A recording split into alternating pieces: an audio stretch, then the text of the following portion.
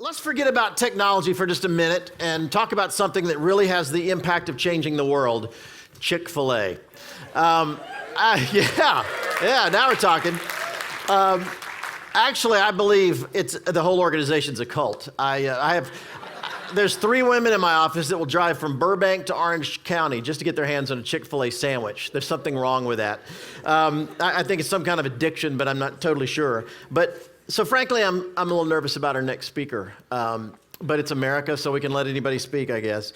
Dan Cathy has served as the president and chief operating officer of the $3.5 billion restaurant called Chick-fil-A. He's been there since 2001 and has worked for the company for more than 40 years. He actually started singing to customers in the restaurant and doing radio spots for the original company's restaurant. And I understand he plays the trumpet too, by the way. We might have him do a little selection for us. Today, Chick-fil-A is one of the largest family-owned quick service restaurants in the country. Dan looks at himself as a customer service person, which I find fascinating since there's 60,000 employees and partners and team members and corporate leaders. That's a lot of customers to deal with. But I love the perspective that he's in the customer service business. He's really involved in an enormous number of nonprofit organizations. He's really well known for reaching out in the community. He's an avid biker and a pilot. He does an enormous number of things in the community. He's a great example of somebody that reaches from the business world into the community to make a dramatic difference. And honestly, in all the years I've known about these guys, I've never heard one person say a single bad thing about Dan Cathy. So we're really excited about having him come up. We're gonna start, before he comes up and speaks, we're gonna start with a little roll-in here, a little video. So before he comes up, please hit the video.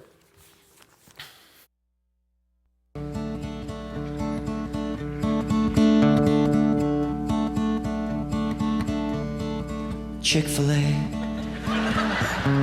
I could eat there 7 times a day, where the people laugh and children play. Oh, I'm in love with Chick-fil-A. Suddenly, I need waffle fries in front of me, with some nuggets and a large sweet tea. Oh, Chick-fil-A, you set me free. Kids, get in the van so we can go there today. But their stores are closed, oh I know, 'cause it's Sunday. Chick-fil-A, what a dirty, rotten trick to play. Now I have to settle for Subway. Oh, I'm in love with Chick-fil-A. Chick-fil-A. Very good. Well, thank you for helping me express appreciation to Tim Hawkins, who was kind enough to do this video several years ago. It's become one of his hit songs now on all of his DVDs and other things, and has garnered over several million hits on YouTube. So if you want to have a cheap date on Friday night, just go to YouTube, type in Chick-fil-A videos, and you'll find over 1,800 videos that have been produced by customers. So perhaps feel it is somewhat of a cult following out there. You'll find out on there how to drive through a Chick-fil-A drive-through backwards. I'm told you'll find how to prepare a Chick-fil-A sandwich at home. You'll find videos on what happens after hours at Chick-fil-A. So a lot of informative information that you can find there. So it's a lot of fun to see that excitement. In fact, I saw a new link this morning from someone that sent me another song has just popped up. So these are a lot of fun to see these kind of songs and accolades. And it's really a challenge for me to try to see if we can kind of live up to what people expect of us. I'm a second generation of a family business that started 65 years ago. And I've always had to try to live up to what people expected of me personally. And let me just say that it's a good thing. You can run from it. You know, you can kind of duck out and go stage left and, you know, get out from underneath the family influence and all the things that people expect of you.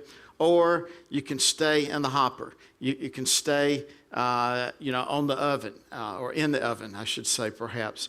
And just even though it's hot in the oven, it's hard in the oven.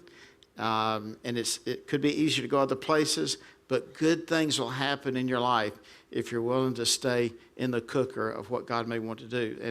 And it's been good for me. Let me share with you just a little bit about the history of our business. Just a quick bio here.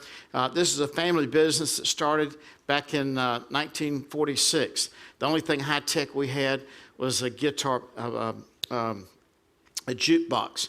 And a jukebox, for some of you here, this is a MP3 player on steroids is what we're talking about here. And so we had the jukebox machine on one end, and we had a cigarette machine on the other. We had 8 stools at the counter, 4 tables with chairs. And this is where everybody decided to stick their gum underneath the tables of our restaurants. In fact, my earliest job I can remember as a child is my dad would send us out there in the dining room with a little knife, and our job was to click off the gum out from underneath the tables. And if it got real stringy and gooey, then you just leave it there for another week or so till it hardened up a little bit so you could flick it off a little easier. Made that kind of work. See, all kind of things you can learn in the restaurant business, but that's kind of where I got my start. In fact, I started going there at this little family restaurant about 9 months before I was born. So it's been something I've been a part of for a long time. This was my mom and dad and the development of Chick-fil-A itself in the early 60s. And we had no idea that it would take off and be as popular as it was. It really was the first chicken sandwich as such, called Chick-fil-A. Originally, we called it a chicken steak sandwich, but we found that you could not register the name chicken steak sandwich. So Dad said, well, the filleted breast is like the filet mignon of chicken. And so he kind of combined this filet mignon idea with the chicken and Chick-fil-A, thus the name. And we began to open up in shopping mall locations. And 1967, we opened up our first shopping mall location in Atlanta and then began to grow. In fact, we came out here to California in the late 70s, early 80s, Santa Monica place, and had about a dozen shopping mall locations out here in California. And now we're opening up freestanding restaurants. We have about 45 freestanding restaurants that are here in California, and we've actually opened up an office in Irvine. So this is a huge market opportunity and growth vehicle, and we'll be developing up with the West Coast with our office that's here in Irvine. This is my mom and dad today, 63 years of marriage. Dad is 90 years old, just turned 90, and his goal is to make it to 100, because if you can make it to 100, you've got it made, because there's very few people that die after 100. So that's what he's shooting for there. And my mom, she's 87, and she's been the real high techie in our family. I got a lot of my values and so forth from my dad. In fact, I got my hair cut from my dad. But my interest in what's taking place new and where things are headed, I got that from my mom. She was the first one to have a Polaroid land camera. And you'd pull the film out, and you'd have to have this little emulsion that you'd have to put over the picture to keep the picture there. We were the first one on Turner Road or Dirt Road to have World Book Encyclopedia. Encyclopedia, that's a book that you open up and so forth that was there at the time. So my mom's on email, 87 years old, and she still gets with it. This was our first shopping mall location, as I referenced there in 67 that opened up. And had no idea the business was going to take off as it did, and particularly this idea of change, because we've been in business 65 years. We've never had a year's sales less than the previous year. Now, that has all the seeds of self-destruction built into what I just said. And so what's been part of our DNA that's really worked for us is this idea of anticipating where things are headed. When your story of the past exceeds your vision for the future, the end is near. Another statement that's meant a lot to me is that when the rate of external change exceeds the rate of internal change, disaster is imminent. And so when I come to conferences like this, and I hear Brother Kim and Jeff and others that are talking, it just kind of reminds me of the slope of that change that's going on out there. And so my role within Chick-fil-A is to make sure that we continue that rate of change within the organization is approximating at some level the slope of the external change that's going on. Because if that slope of internal change is just a little bit flatter than the slope of external change, over a period of time, obsolescence begins to build within the organization.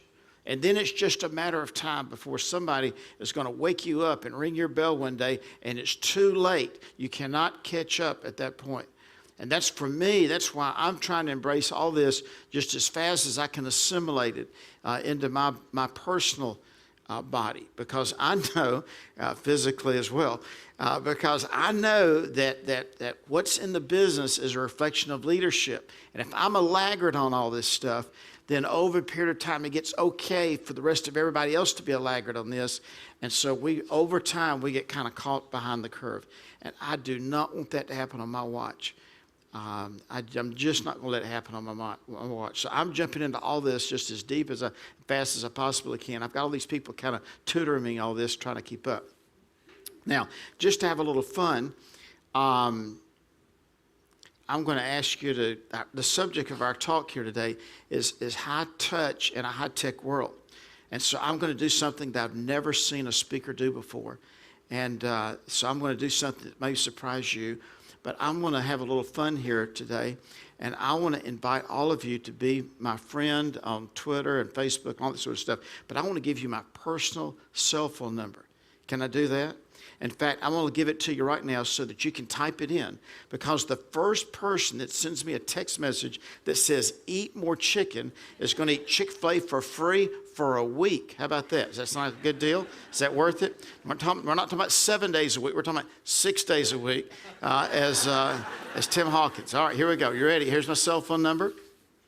We'll announce the prize, and kind of at the end of my talk, we'll hold the suspension. All right, here is 404. And some of y'all not even trying. My goodness, you don't have a cell phone with you. All right, 404-697. Are you ready? Okay, there's one last digit. That's an important last digit.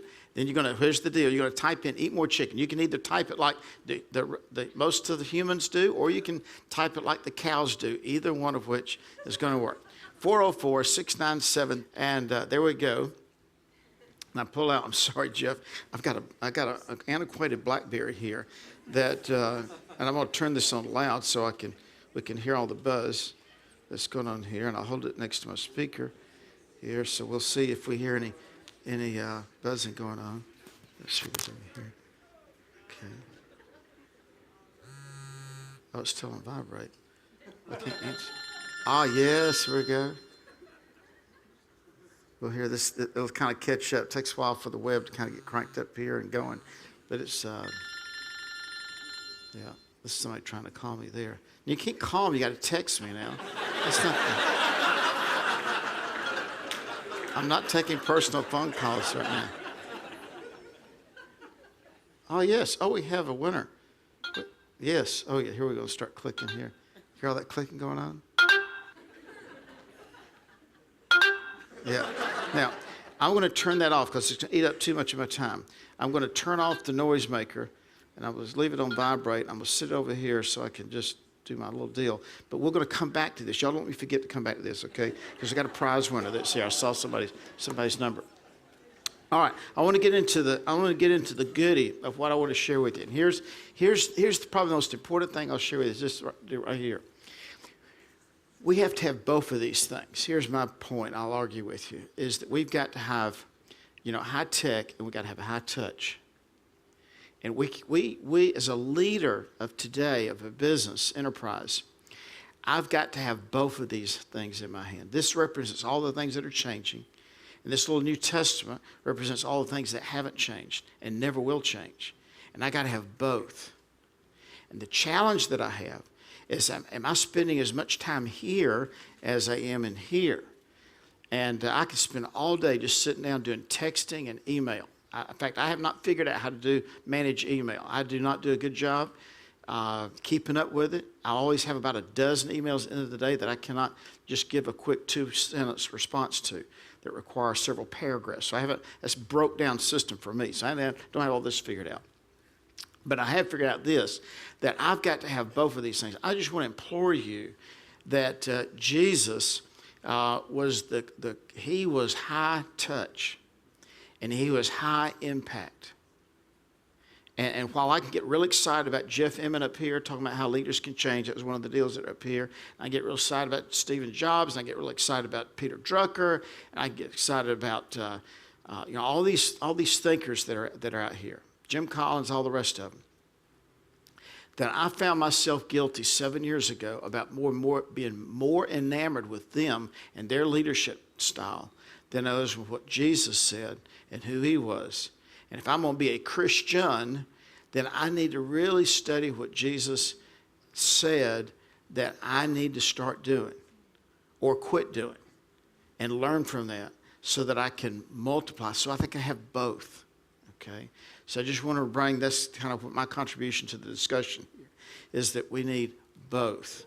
And if you're guilty as I am of spending more time here, then if we don't have this going, then this doesn't work so good.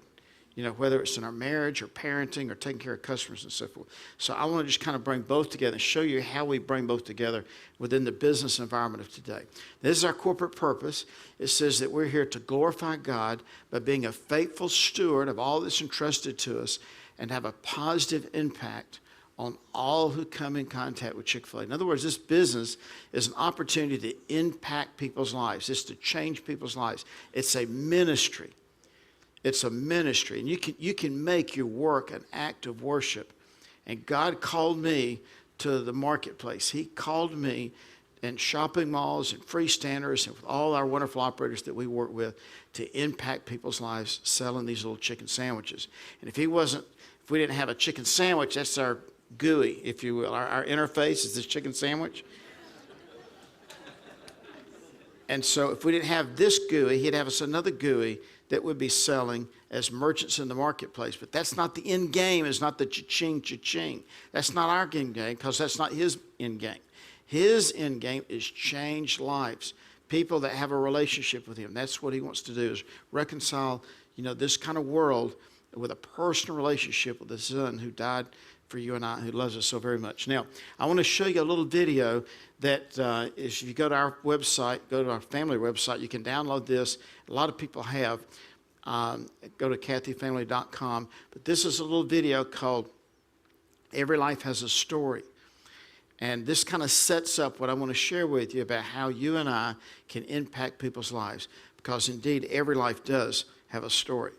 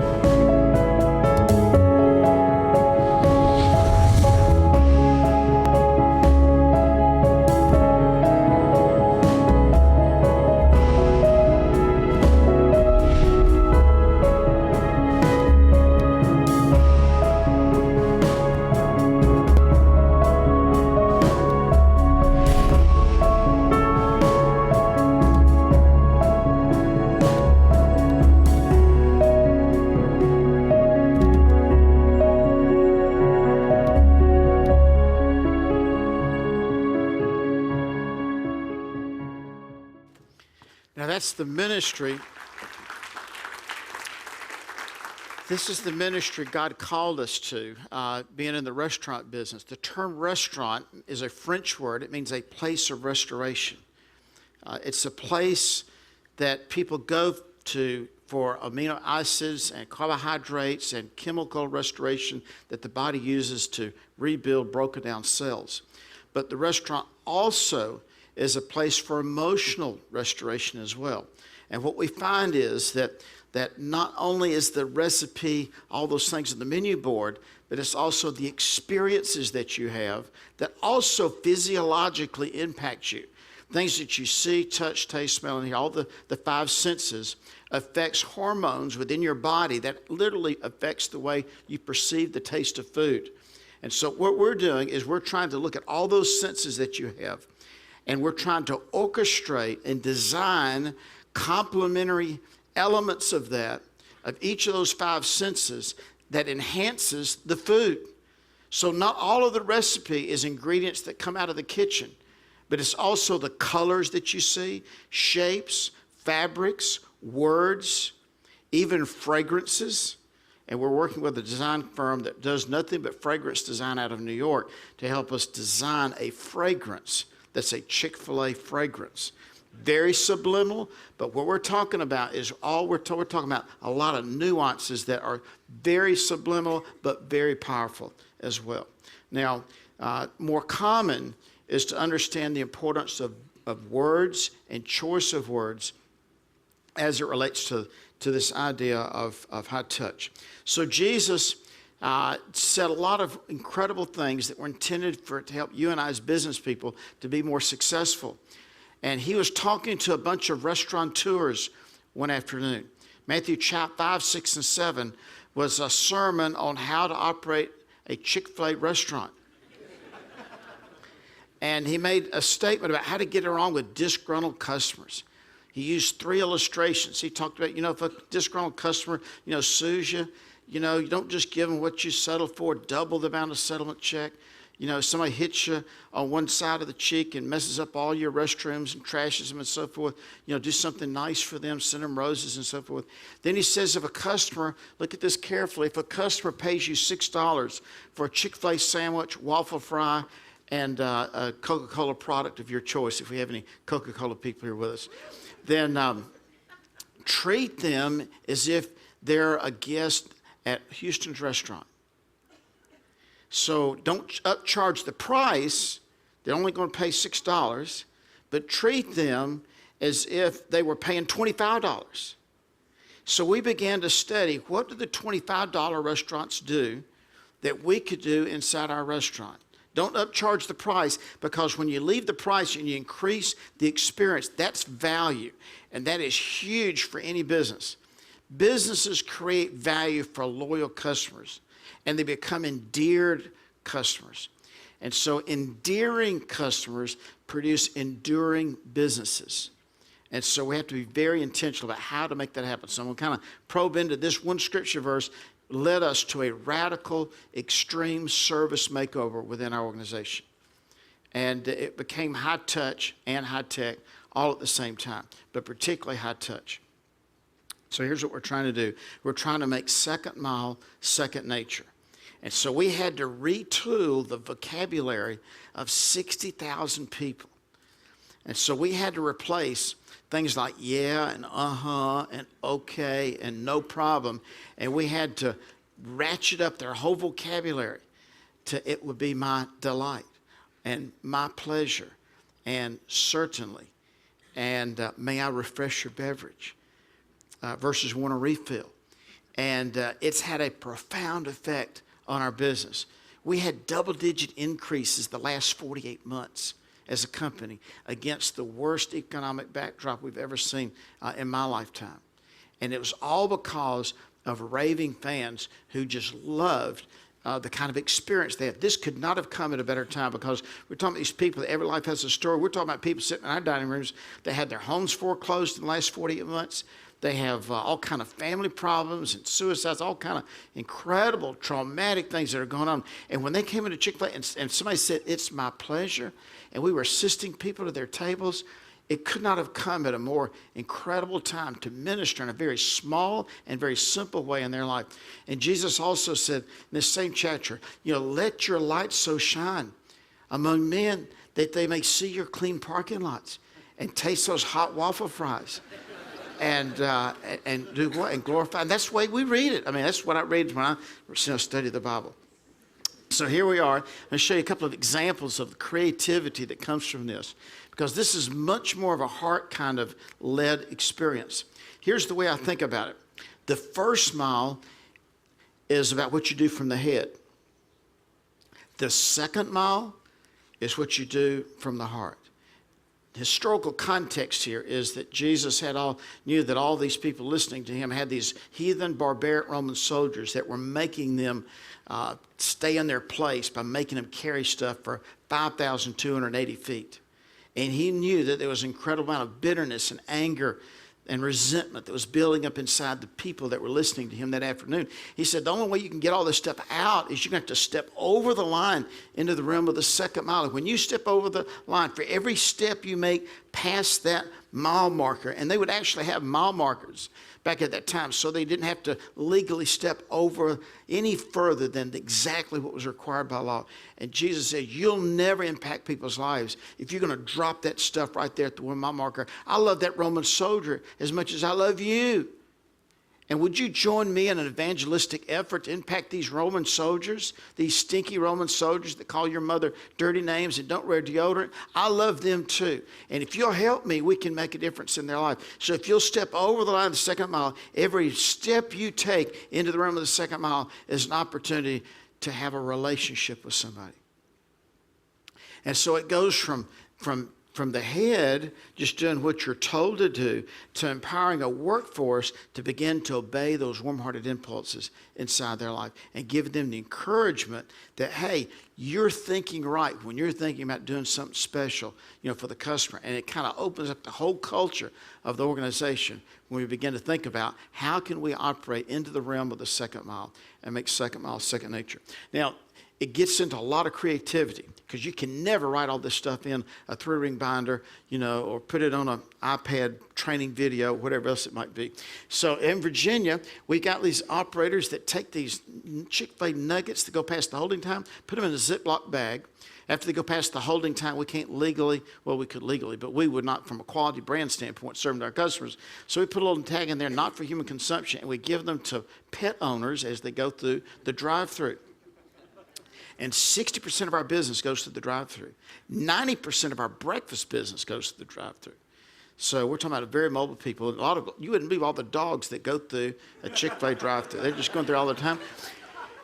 And so we're told that if you do this consistently, I'm told by Chick-fil-A operators up there that they do this consistently. They're told by the pet owners. Now, I've never seen this myself, but the pet owners say when they're riding down the street and their dog sees the Chick-fil-A logo. So I don't know. So we're carrying food out to the table and this little pepper grinder deal. We didn't get that idea from McDonald's, Wendy's, and Burger King. We got that from Houston's Restaurant, and from Macaroni Grill and some of these places that charge you $25. And we found, and we bought 1,500 of these things and put them in all our restaurants. And we're teaching these heathen, barbaric teenagers how to walk up to someone and say, would you prefer fresh ground pepper with your salad? Would you prefer fresh ground? Yes. I love pepper. You love pepper. Well, listen, we have ladies that say yes. They don't even like pepper, but it feels so nice to have a young man offer fresh ground pepper, for their salad. I mean, the last time, what's your name? Shelley. Shelley. The last time Shelley's had anybody offer fresh ground pepper was when her husband, perhaps, you're married? No. She's not married. Bad example here, but maybe a special date perhaps. Went out to a fancy restaurant, where these gentlemen who don't know normally how to provide great service, we outsource that to a server and pay them a big tip. Is that what we're doing? We're outsourcing service and paying somebody else to do it for us to treat our special date as somebody very, very special. That's what we're doing. And that pepper grinder is one of those little things that says you're somebody very, very special. And it feels wonderful, to have a young man or perhaps even a young woman that may even serve this. What does this cost us? Zippo, next to Zippo to offer fresh ground pepper. What does it do for the customer? Cha-ching, cha-ching. And it feels absolutely wonderful. This is one of my favorite photos right here, talking about high touch. Here's one of those barbaric teenagers I mentioned on the right-hand side. And he's carrying this tray in his left hand. The reason he's carrying the tray in the left hand is because he knows when he approaches that table that he's going to have to pull the chair out with his right hand. And so the lady sits down first. This mother, she sits down first. And he gets that tray and he goes over and gets all the ketchup and straws and napkins and everything that she's going to need and so forth. And he pulls the chair out. She sits down first. And then he presents the food from the left-hand side and says, I'll be back to check on with you in just a few moments. Now, I'm telling you, the food is getting hot by the moment when we start talking like this with one of our ladies. And particularly these moms there, because they've never been treated this way. You can assume that any mom with two little bambinos, like we just saw in that picture, she is in high need of three things. And these are really important. It's the same concept. They're in desperate need of honor, dignity, and respect. And here's the deal. All of us were created in God's image. This is why the Bible is so rich with insight to help us as a business people. That because we were created in God's image, and He is to be treated with honor, dignity, and respect, we desperately, in our deepest part of who we are, we desperately desire to be treated respectfully and with honor and with respect. And so any business person that has that insight retools their whole service experience around honor, dignity, and respect, they'll have a line out the door. And there'll be people tweeting and Facebooking and all the kind of things that go on, incredible kind of folklore, and you can have a cult brand, any brand, that wants to treat people with honor, dignity, and respect. And so we just kind of went to those that do it professionally for a living, these high-end restaurants, and that's why we have fresh flowers on our tables. That's why we have pepper grinders. That's why we retool our vocabulary. And we have the largest etiquette training program going on in America within Chick-fil-A restaurants, where we're teaching etiquette to these young people. Now, this is not easy to do. In fact, we had to build a simulator to help us with this. And we've built 2 simulators in Atlanta. And this is what they look like. This is an old warehouse building. Actually, it's a new warehouse building, but it looks like a movie set that's here. But this is how we practice our recipe for service, and how we had to go about retraining everybody on how to do this. So these are the golf carts represent cars going through the drive-through. The customers are paid customers, and we pay them to come in, and we practice this at the counter, the transaction, the verbal skills. We have to practice, how to use the pepper grinder, how to check back in with a customer, things that you don't normally expect in a fast food restaurant. So this is what we call face-to-face ordering. We'll come back to this in just a minute. We're starting to do a lot of this on iPads and some other kinds of face-to-face devices right now. That's always changing, but people love that personal touch, being out there in the queue line with the cars and carrying food out to the car for them and so forth, listening, talking, and this is a lot of work. It is a lot of work to do this. It took us 2 years just to prototype it before we could move the needle, before we decided we're going to change the whole concept in our restaurants. And then we started measuring it, we retooled it, and then we've got lines out the door and so forth, lines down the street, cars, police, parking cars and all that kind of stuff.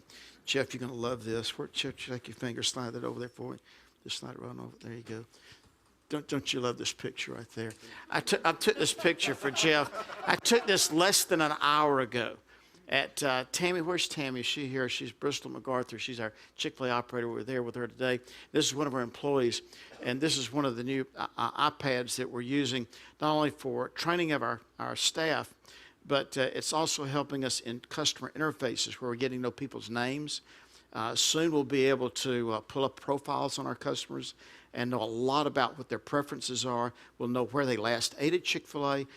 Same thing you have at Hertz Rental Car, where they know what kind of newspaper that you want in your car, all those incredible things. It's kind of scary, but we think it's going to be a tremendous advantage for us going forward. So we're on the bleeding edge of some of this as we speak. This is some of the digital things that are going on with our menu boards and some things that we've got going on in our drive-through where we're able to, change out these panels depending on the day part. If we get into recognition of the cars, we'll also be able to customize it, even to mass individualization here as well. Back in the kitchen, we've got some face-to-face things that are going on right here as well. We're able to take care of two cars at the same time. They can see who we are, we can see who they are, kind of see what's going on. Order accuracy goes up dramatically with this because we've got another component of being able to understand people over and above diesel engines and dogs barking and kids crying and all the other kind of things. One of the things that slows our drive-through a lot right now is so many people on stinking cell phones. And if we can just get them off the cell phone so we can take their order, we can move the cars through faster. So we kind of got that going on here as well. I want to kind of close with this idea of creating remarkable experiences. And this is kind of the last frontier that we're working on right now in our business. Anybody here from McDonald's, Wendy's, or Burger King?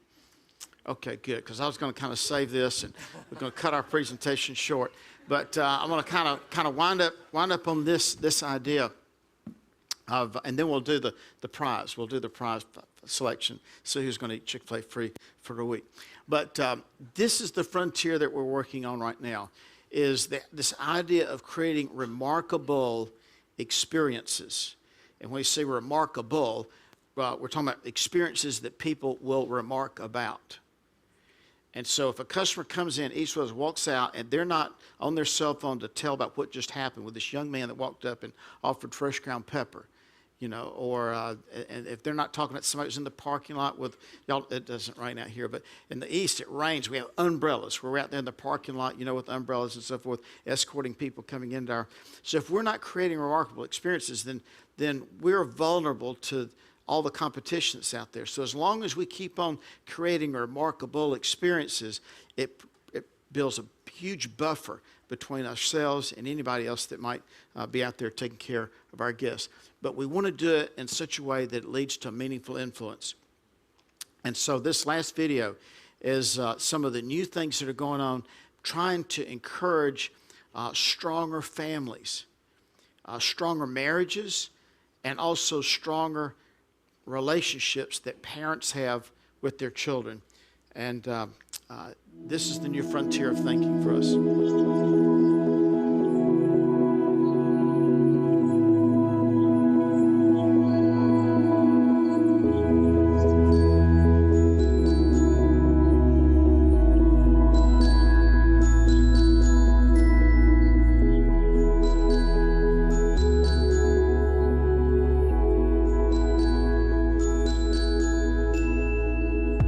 When I walked in the door, it was an amazing sight. There's, of course, so many people, but I'm really impressed at the detail this Chick-fil-A has gone into this night.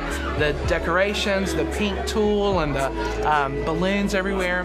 The tablecloth, the flowers, the little candles on the table. They've got a limo service taking it around the shopping center. The folks that are coming up, the staff, they're waiting on us hand and foot, and it's 5-star.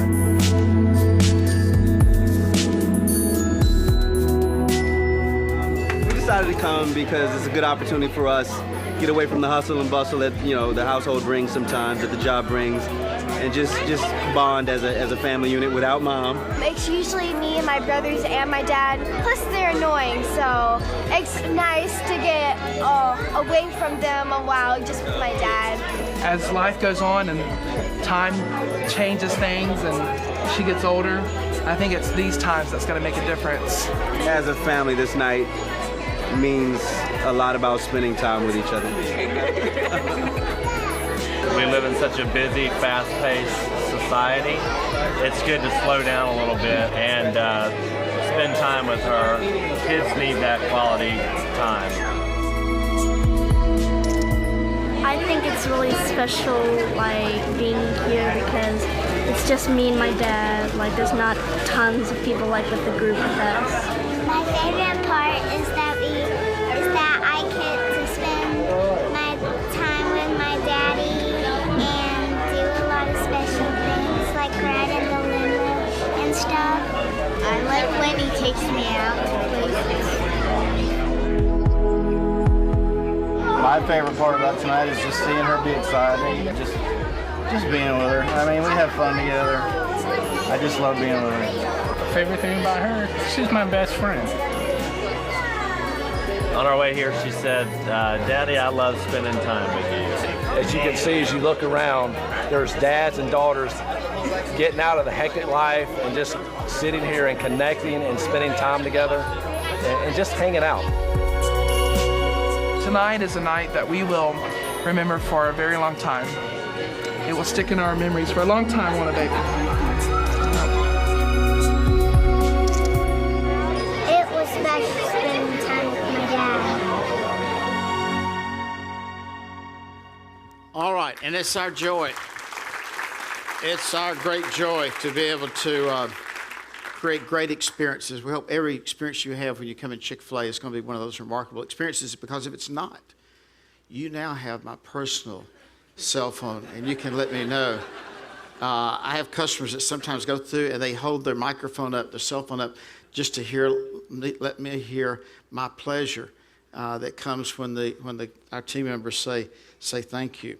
All right, we have a prize. We're about to have lunch here in just a moment. Has it been announced the menu for lunch today? Have not announced the menu. Can I announce the menu? I was going to make a big deal about it, but go ahead. Oh, Phil, this is your show. Well, we have a wonderful lunch planned for you today that we hope that you enjoy. And since I think we're providing lunch, that Chick-fil-A is providing lunch, that we're paying the tab. Is that right? All right. Well, listen. Since we're paying the tab, this is kind of like all y'all have over my house for dinner. And when I have guests over at my house for dinner, I use that as an occasion just to say a word of prayer for them. So if you don't mind, I want to lead us in a word of blessing. Can I do that? And ask God's blessings on our time and what we're doing here, that we can make our lives count, and to thank Him for the food that He provides for us. Let's pray. Heavenly Father, we thank You for Your goodness to us. We thank You for Biola. We thank You for the leadership that's here. We thank You for those that have been so thoughtful to put together such an incredibly inspiring and an informative time and day for us here today. Help us to learn all the things that we need to learn so that we can be at our very, very best for You, to live our lives passionately for You, to do something significant with our one and only life that we have to live. Help us to make that date from 1907 to 2007. Help us to make that little dash count and the little moments that You provided for us. We thank You for the food we're about to eat. Thank You for those that are serving it and their kindness and their graciousness to us. And thank You that You love us so much to remind us of our need of You throughout every moment of every day. In Jesus' name, amen. All right, okay. We got a prize winner here.